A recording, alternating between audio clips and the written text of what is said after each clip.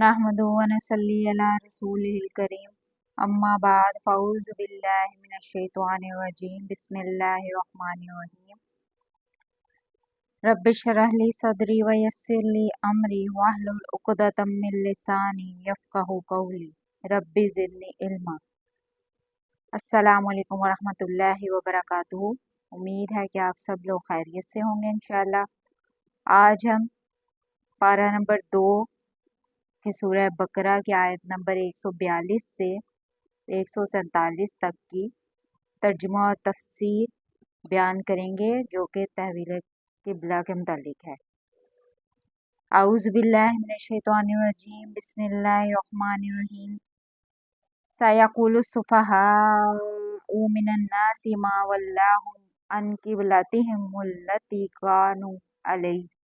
कहेंगे अहमक लोगों में से कि किस चीज़ ने फेर दिया उनको उनके उस किबले से थे वो जिस पर।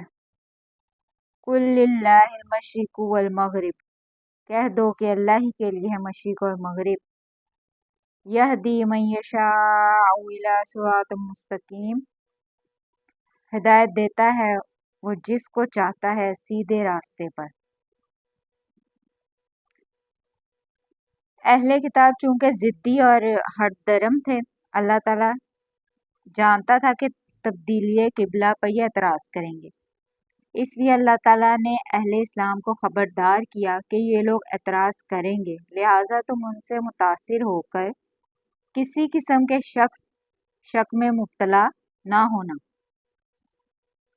मुसलमान हिजरत नबी के बाद 16 या 17 माह तक बैतुल मुक़द्दस की तरफ मुंह करके नमाज पढ़ते रहे।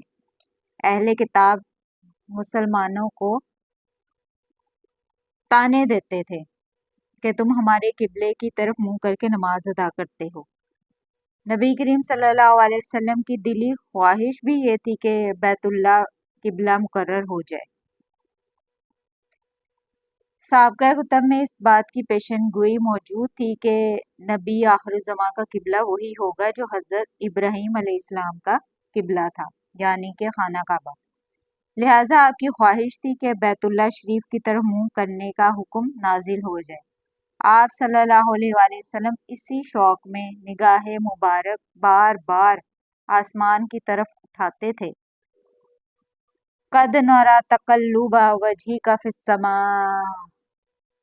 तहकीक हम आपके चेहरे का बार बार आसमान की तरफ उठना देखते हैं।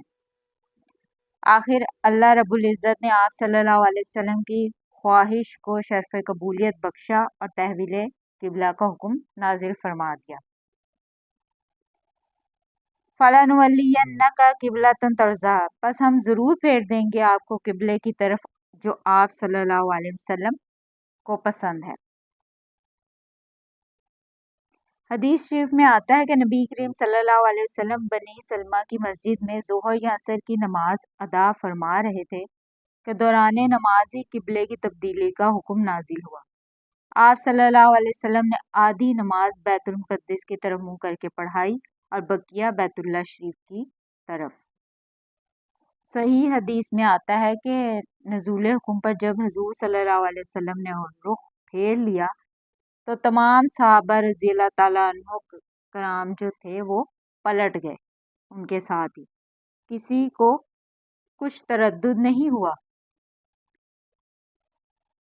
बस फिर फेर लो अपना चेहरा मस्जिद हराम की तरफ और जहाँ कहीं भी तुम हो बस फेर लो अपना चेहरा उसी की तरफ। तब से लेकर क़यामत तक के मुसलमानों के लिए बैतुल्ला को किबला मुकर्रर कर दिया गया और बनी सलमा की मस्जिद इसी वजह से मस्जिद क़िबलतैन कहलाई। वकज़ालिका जअलनाकुम उम्मतन वसतन लितकूनु शुहदाअ अलन्नासि व यकूना रसूलु अलैकुम शहीदा, और इसी तरह बनाया है हमने तुमको एक उम्मत मोतदिल ताकि बनो तुम गवाह लोगों पर और हो रसूल तुम पर गवाह। इस आयत में बयान फरमाया है कि इसी तरह मुसलमानों को हमने तुमको मोतदिल उम्मत बनाया تاکہ تم گواہ ہو جاؤ ساری انسانیت کے اوپر، اور یہ اللہ کے رسول تم پر گواہ ہو جائیں۔ اللہ کا پیغام جو پیغمبروں کے ذریعے انسانیت تک آتا ہے وہ آپ نے آگے باقی انسانیت تک پہنچانا ہوتا ہے۔ ہم کو پتہ ہونا چاہیے کہ شہادت اصل میں ہے کیا۔ ہم یہی سمجھتے ہیں کہ جو اللہ کی راہ میں شہید ہو اسے شہادت کہتے ہیں۔ یہ شہادت کا ایک جزو ہے۔ اسے شہید کیوں کہا جاتا ہے؟ شہید کہتے ہیں گواہ کو۔ وہ کیا گواہی دے رہا ہوتا ہے؟ وہ یہ گواہی دے رہا ہوتا ہے کہ میں دین کو برحق سمجھتا ہوں، کہ میں نے آج اس کے لیے جان بھی دے دی۔ ایک شہادت الناس ہے کہ آپ نے لوگوں تک دین کو پہنچانا ہے۔ بخاری مسلم دونوں میں حدیث ہے کہ حضرت علی رضی اللہ تعالیٰ عنہ کہتے ہیں کہ جب نبی کریم صلی اللہ علیہ وسلم نے مجھے خیبر کے لیے روانہ کیا تو مجھے یہ نصیحت کی تھی کہ پہلے ان کو دعوت دینا، اگر ایک بندے نے بھی اسلام قبول کر لیا تو تیرے لیے سرخ اونٹوں سے بہتر ہوگا۔ تو میدان جنگ میں بھی شہادت علی الناس ہے، لوگوں کو دین کی دعوت دینا۔ تو پیغمبروں والا کام اب اس امت نے کرنا ہے، کیونکہ قیامت تک کوئی پیغمبر نہیں آئے گا۔ وَمَا جَعَلْنَا الْقِبْلَةَ الَّتِي كُنْتَ عَلَيْهَا إِلَّا لِنَعْلَمَ مَن يَتَّبِعُ الرَّسُولَ مِمَّن يَنقَلِبُ عَلَىٰ عَقِبَيْهِ، اور نہیں مقرر کیا تھا ہم نے وہ قبلہ تھے تم جس پر، مگر یہ کہ معلوم کر لیں ہم اس کو جو تابع رہتا ہے رسول کا، اس سے جو پھر جاتا ہے اپنے الٹے پاؤں۔ جس قبلے پر ہم نے آپ کو کچھ عرصے کے لیے رکھا تھا، یعنی کہ یروشلم کی طرف، وہ کس لیے تھا؟ صرف یہ دیکھنے کے لیے کہ کون رسول اللہ صلی اللہ علیہ وسلم کی پیروی کرتا ہے۔ تم عمارتوں کے پیچھے بھاگتے ہو یا اللہ کے رسول کے پیچھے بھاگتے ہو؟ رسول اللہ صلی اللہ علیہ وسلم اگر کہہ رہا ہے کہ مشرق میں قبلہ ہے تو مشرق میں قبلہ ہے، اور اگر مغرب میں ہے تو مغرب میں قبلہ ہے۔ عمارتوں کے ساتھ اس کا کوئی لینا دینا نہیں ہے۔ اور کون ہے جو الٹے قدم پھرتا ہے رسول اللہ صلی اللہ علیہ وسلم کو چھوڑ کر؟ نعوذ باللہ۔ وَإِنْ كَانَتْ لَكَبِيرَةً إِلَّا عَلَى الَّذِينَ هَدَى اللَّهُ، اور بے شک تھا یہ بہت گراں سوائے ان لوگوں کے جن کو ہدایت دی اللہ نے۔ اور یہ بہت بھاری تھی قبلے کا چینج ہونا، بہت ہی بھاری بات تھی یہ کہ لوگوں کے تانے سننا، مگر جن لوگوں کو اللہ نے ہدایت دی ان کے لیے کوئی بھاری بات نہیں۔ وَمَا كَانَ اللَّهُ لِيُضِيعَ إِيمَانَكُمْ، اور نہیں ایسا ہے کہ اللہ ضائع کر دے گا تمہارے ایمان کو، اور اللہ ہرگز ضائع نہیں کرے گا ایمان کو۔ اب یہ بات بھی یہاں اللہ نے کلیئر کر دی ہے کہ جو 17 ماہ پہلے نمازیں پڑھتے رہے ہیں ان کے اعمال ضائع نہیں ہوں گے۔ اس وقت اللہ نے وہ قبلہ بنایا تھا، اس وقت اللہ نے واپس کر دیا قبلہ اول سے، یعنی کہ دوبارہ پھر سے پہلے والا قبلہ ہی بنا دیا۔ کون سا؟ بیت اللہ۔ ان اللہ بالناس، بے شک اللہ اپنے بندے پر لرؤوف الرحیم، البتہ بہت زیادہ مہربان اور رحم کرنے والا ہے۔ قد نری تقلب وجهک فی السماء، اے نبی صلی اللہ علیہ وسلم یقینا ہم دیکھ رہے تھے بار بار اٹھنا تمہارے چہرے کا آسمان کی طرف۔ اس آیت میں اللہ فرماتا ہے اے نبی صلی اللہ علیہ وسلم ہم آپ کا بار بار آسمان کی طرف چہرہ اٹھانا دیکھ رہے ہیں، وحی کا انتظار کر رہے تھے کہ کب اللہ کی طرف سے حکم آئے اور یہ قبلہ واپس ابراہیمی قبلہ ہو جائے۔ فَلَنُوَلِّيَنَّكَ قِبْلَةً تَرْضَاهَا، تو یقیناً ہم پھیر دیں گے تم کو اسی قبیلے کی طرف جس کو تم پسند کرتے ہو۔ اور ہم ضرور پھیر دیں گے قبلے کو اسی طرف جو آپ کی خواہش ہے، بس ابھی پھیر لیجیے اپنا قبلہ اسی مسجد حرام کی طرف جو آپ کی خواہش ہے۔ فولی وجہ کا شطر مسجد حرام، وحیث ما کنتم فولوا وجوہکم شطرہ، تو پھیر لو اپنا چہرہ مسجد حرام کی طرف، اور جہاں کہیں ہو کرو تم اپنا چہرہ پھیر لو اس کی طرف۔ اور اے مسلمانوں، تم جہاں کہیں بھی ہو نماز کے لیے اپنا چہرہ مسجد الحرام کی طرف کر لیا کرو۔ اچھا، یہاں خانہ کعبہ کا ذکر نہیں آیا، مسجد الحرام کا کہا گیا ہے، وہ پوری مسجد ہی قبلہ ہے۔ وَإِنَّ الَّذِينَ أُوتُوا الْكِتَابَ لَيَعْلَمُونَ أَنَّهُ الْحَقُّ مِنْ رَبِّهِمْ،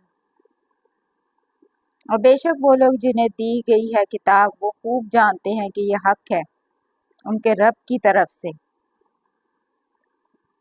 اور جو اہل کتاب ہیں وہ جانتے ہیں کہ جو کچھ ہو رہا ہے یہ بالکل حق بات ہے، کہ اصل میں قبلہ ابراہیمی ہی ہے۔ وَمَا اللَّهُ بِغَافِلٍ عَمَّا يَعْمَلُونَ، اور نہیں ہے اللہ بے خبر اس سے جو وہ کرتے ہیں، اور جو وہ کر رہے ہیں ان سے اللہ غافل نہیں ہے۔ اللہ کو پتہ ہے کہ اندر سے یہ جو چہم گوئیاں کرتے ہیں، کہ اگر یہ ابراہیمی تھا تو قبلہ ہمارا کیوں لے رہا ہے، ان کو اندر سے حق بات پتہ ہے۔